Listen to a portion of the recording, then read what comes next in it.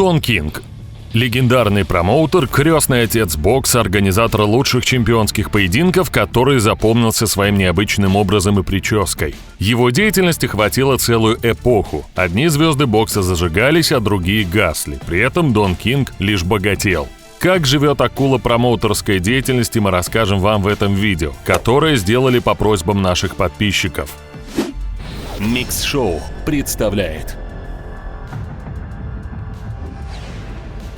Дон Кинг. Как живет легендарный боксерский промоутер? Дональд Кинг родился 20 августа 1931 года в Кливленде в афроамериканской многодетной семье и был пятым из 6 детей Кларенса и Хэтти Кинг. Семья жила за чертой бедности и выживала за счет отца, который работал на сталелитейном заводе. Когда будущему промоутеру было всего 10 лет, глава семьи погиб из-за несчастного случая на производстве, в результате чего Кинги получили хорошие страховые выплаты, которые позволили им переехать в лучший район. Улучшение финансового положения позволило матери отправить сына в среднюю общеобразовательную школу Джона Адамса с юридическим уклоном. Будучи учеником, Кинг начал посещать секцию бокса и даже принял участие в любительском чемпионате «Золотые перчатки», но оказался в нокауте уже в первом круге соревнований, после чего отказался от идеи стать боксером. В то время парень мечтал о карьере адвоката, поэтому после окончания школы в 1951 году поступил на юридический факультет Кентского государственного университета. Однако о богатстве и славе Дон мечтал еще больше, поэтому во время учебы искал разные способы заработка. Вместе со своим приятелем Джорджем он занимался торговлей овощами и бытовыми товарами, игрой на бирже, но все это приносило незначительные деньги. Поэтому спустя год Дональд бросил учебу в университете и организовал букмекерскую деятельность в подвале музыкального магазина на Кингсман-роуд. Сначала это была обычная подпольная лотерея, а через некоторое время собственное казино. В штате Огайо подобные вещи были запрещены законом, но уже тогда Кингу было плевать на это, ведь он пользовался услугами местного криминала, который поддерживал не совсем легальный бизнес. Тогда у молодого человека появились первые серьезные деньги и уважение криминального сообщества. За любовь к дорогим машинам и роскошной жизни в родном Кливленде его прозвали «Кадиллак Слим». Кинг не только рано стал богатым, но и женился в юном возрасте. Избранницей 20-летнего Дональда стала Лювения Митчелл, однако брак вскоре распался. Тем временем букмекерская деятельность юного бизнесмена развивалась и не могла оставаться без внимания полиции, которая привлекала его к ответственности более 30 раз, и всегда он умел выходить сухим из воды.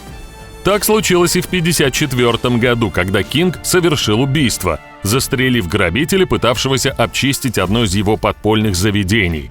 Но был оправдан судом, а его действия признали самообороной. Появились у будущего промоутера проблемы и с криминальным миром. В 1959 году у Кинга возник конфликт с одной из влиятельных преступных группировок. В него стреляли, но пуля, вылетевшая из пистолета, лишь слегка задела его затылок, и Дон остался жив. Счастливчик в том же году женился во второй раз. Его супругой стала тихая и порядочная девушка Генриетта, полная противоположность алчного и жестокого Кинга. Пара воспитывала 3 детей – биологическую дочь Дебби и 2 приемных сыновей – Карла и Эрика. В 1966 году Дональд совершил второе убийство. Его жертвой стал служащий, задолжавший бизнесмену $600, которого Кинг забил до смерти. Несмотря на то, что в суде свидетели подтверждали жестокое избиение, адвокат Дона сумел доказать, что это было непредумышленное убийство, и Кинг получил всего 4 года тюрьмы. Отбывал срок будущий промоутер в исправительном учреждении Мэрион. Там же он начал самообразование. По его собственным словам, читал он в тюремной библиотеке все, что попадалось под руку, и следил за мировыми новостями. Еще до выхода из заключения у Дона был план начать деятельность в боксерской сфере. Кинг вышел из тюрьмы в сентябре 1971 года и начал заводить полезные знакомства среди влиятельных боксерских менеджеров. От былого богатства ничего не осталось, поэтому Дон занял денег у бывших партнеров для начала промоутерской деятельности. В 1972 году он уговорил своего давнего знакомого Мухаммеда Али принять участие в благотворительном бою в Кливленде. Кинг познакомился с боксером, тогда еще Кассиусом Клеем, в начале 60-х годов. Спортсмен на тот момент триумфально победил на Олимпиаде в Риме, но это не спасало его от расовой дискриминации. Боксера не пускали в рестораны и другие заведения. В В то время у Кинга уже был ресторан в Кливленде, куда Кассиуса добродушно пустили. Там они и познакомились. Этот благотворительный поединок принес $80 тысяч, которые были направлены на ремонт госпиталя. Сам Кинг не получил ни гроша, но зарекомендовал себя в новом бизнесе. В 1974 году он основал собственную компанию Don King Productions и приступил к подготовке первого боя, который стал одним из самых крутых в истории и положил начало успешной промоутерской деятельности. Чемпионский бой в тяжелом весе под названием «Грохот в джунглях» состоялся между Мухаммедом Али и Джорджем Форманом 30 октября 1974 года в Заире, сегодня Конго, в Африке. Кинг предложил боксерам баснословный гонорар в $5 миллионов каждому. Однако понимал, что в США за бой темнокожих парней никто не заплатит такие деньги. И обратился к правителю Заира и убедил, что организация боя повысит его рейтинг. Поединок увидели 1 миллиард человек по всему миру, а успех мероприятия был колоссальным. Так промоутер заработал первые $2 миллиона. Год спустя он организовал еще один супербой «Триллер в Маниле» между Мухаммедом Али и Джо Фрейзером. Чтобы избежать больших налогов, предприимчивый Кинг и в этот раз организовал поединок за границей, в Филиппинах. Бой получился захватывающий, а промоутер стал известным на весь мир. В то время также появилась знаменитая прическа Дона Кинга. Компания Don King Productions стремительно развивалась, ведь каждый боксер хотел сразиться в вечере, организованном Доном Кингом. И у него на этот счет была отличная стратегия. В случае победы боксер должен подписать контракт на дальнейшее сотрудничество. И, понятное дело, проигрывать никто не хотел. Под его началом проводили свои бои такие известные боксеры 70-х годов, как Алексис Аргуэлло, Ларри Холмс, Роберто Дюран, Вильфредо Гомес, Сальвадор Санчес, Уилфред Бенитес. В следующие 2 десятилетия к ним присоединились Рикардо Лопес, Хулио Сезар Чавес-старший, Джеральд Макклеллан, Терри Норрис, Карлос Зарате, Рикардо Майорга, Мелдрик Тейлор, Бернард Хопкинс, Азума Нельсон, Феликс Тринидад, Майк Тайсон и многие-многие другие. Дон Кинг организовал огромное количество боев, вошедших в историю бокса навсегда, среди которых поединок драка в Монреале 80-го года между Роберто Дюраном и Шугаром Рэй Леонардом. Тогда Кинг стал первым промоутером, заплатившим боксеру Леонарду наибольший на тот момент гонорар в истории бокса – в $10 миллионов. Дюран же получил $1,5 миллиона. В том же году произошел бой Ларри Холмс-Мухаммед Али. У Али уже тогда появились первые признаки болезни Паркинсона, и победу одержал Холмс, заработав $2,3 миллиона, а Мухаммед получил $8 миллионов. Получив множество травм во время боя, Али попал в больницу, и многие считали, что именно Кинг виноват в том, что карьера боксера сошла на нет. Никто не усомнится в том, что Дон Кинг зажег не одну звезду бокса. Тем не менее, он заработал себе печальную славу человека, обманывавшего своих бойцов. После боя с Холмсом Мухаммед Али, которого, кстати, Кинг называл лучшим в мире боксером, подал на промоутера в суд за неуплату ему $1 100 000. Однако хитрый Кинг нашел выход из положения. Он обратился к старому другу Али и попросил отнести в больницу Мухаммеду $50 000 взамен на аннулирование иска, и сделал это все за спиной адвоката боксера. Али очень нуждался в тот момент в деньгах и пошел на эту сделку, чем очень расстроил адвоката. Друг боксера в будущем очень жалел о своем поступке. Противник Али Ларри Холмс и сам утверждал, что Кинг, который вел почти всю его карьеру, обманул его на $10 миллионов. В 1982 году Кинг запустил собственный кабельный телеканал Don King Sports and Entertainment Network, а несколькими годами ранее купил еженедельную газету Call and Post в Кливленде, которая отстаивала интересы афроамериканского сообщества Огайо и приносила $1,5 миллиона в год, и оставался ее издателем вплоть до 2011 года. Кинг был не только отличным боксерским промоутером, но и руководил победным туром Джексонов 1984 года. Вообще, Дон и Майкл были хорошими друзьями, и когда в 2009 году король поп-музыки умер, король ринга, так называли Дона Кинга, почтил его память во время боксерского шоу в Санрайзе в США. В честь Джексона в гонг ударили 10 раз, а во время боя транслировали его песни и видеоклипы. В В 93-м в Мехико Дон Кинг организовал бой Хулио Сезар Чавес Грег Хоуген, который собрал 132 тысячи зрителей, установив тем самым мировой рекорд посещаемости такого мероприятия. Бой между Майком Тайсоном и Питером Макнили в 95-м принес 67 миллионов 100 тысяч долларов. А два поединка Железного Майка с Эвандером Холлифилдом в конце 90-х вошли в число самых дорогих. Первый бой 77,9 миллиона долларов, второй – 112. Именно Тайсон стал самой крупной жертвой Дона. После смерти своего наставника Каса Дамато, который при жизни всячески ограждал боксера от влияния Кинга, американец все же заключил с ним контракт, хотя изначально планировал сотрудничать с конкурентом Дона – Бобом Арумом. Но с Майком сработал тот же трюк, что и с Али. Кинг сказал: «Белым нельзя доверять. Я твой черный брат, я тебя никогда не ограблю». Это действовало почти со всеми клиентами Кинга, и у него практически не было белых боксеров. Тайсон начал получать огромные деньги, но еще больше зарабатывал сам Кинг. Пока боксер сидел в тюрьме, к чему Дон тоже приложил руку, промоутер переписал более 100 миллионов долларов на своего приемного сына Карла, оставив Майка буквально нищим. Когда Тайсон вышел из тюрьмы, он побил Кинга прямо на улице, но всех денег так и не вернул, а только 25 миллионов долларов. В 97-м Дон Кинг сыграл самого себя в эпизодической роли в знаменитом фильме «Адвокат дьявола». Прибыль от поединка 99-го года Феликс Тринидад Оскар де ла Хойя составила 71,4 миллиона долларов. А бой Леннокс Льюис Эвандер Холлифилд принес прибыль в 115 миллионов. Льюис также был одним из тех, кто выступал против именитого промоутера. Он подавал иск с обвинениями в том, что именно Кинг заставил Майка Тайсона не выступать на одной площадке с Льюисом, что привело к издержкам в 10 миллионов долларов. С подобными заявлениями выступали Терри Норрис, Крис Бёрд, Тим Уизерспун. И это еще не все жертвы обмана Дона Кинга. Железная хватка и умение манипулировать людьми позволяли легендарному промоутеру быть всегда правым и делать все наилучшим для себя образом.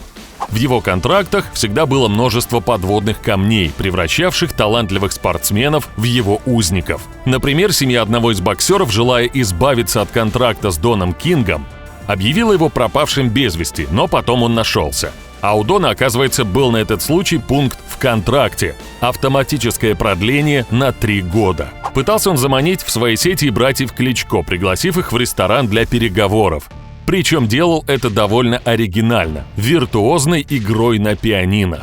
Братья вспоминают, что они были поражены музыкальным талантом Кинга, но случайно заметили, что педали инструмента двигаются сами по себе, и поняли, что это хитрость бизнесмена, и еще больше убедились, что связываться с обманщиком очень рискованно. Также он предлагал братьям 100 миллионов долларов за то, чтобы они сошлись в поединке на одном ринге, однако они отказались по моральным принципам.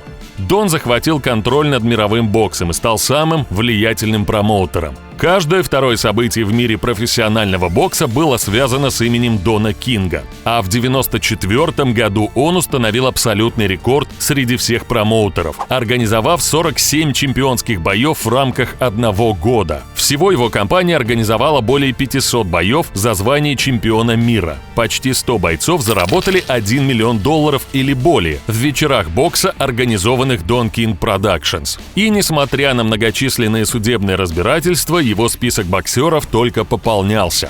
Все понимали, что Кинг недоплачивает денег, но тем не менее то, что остается, все равно превышает гонорары, предлагаемые другими промоутерами. Дон принимал участие и в политической сфере.